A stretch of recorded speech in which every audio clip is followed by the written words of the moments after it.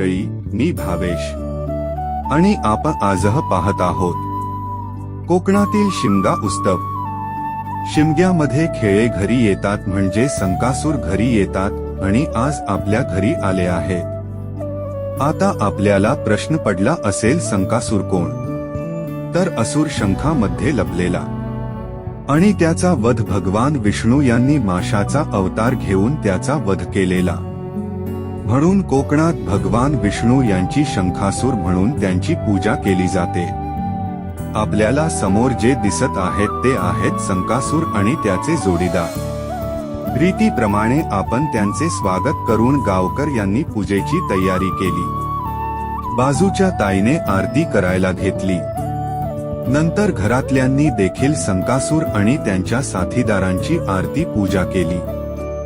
शेवटी पूजा नाच झाल्यानंतर मंडळी पोटभर नाश्ता करून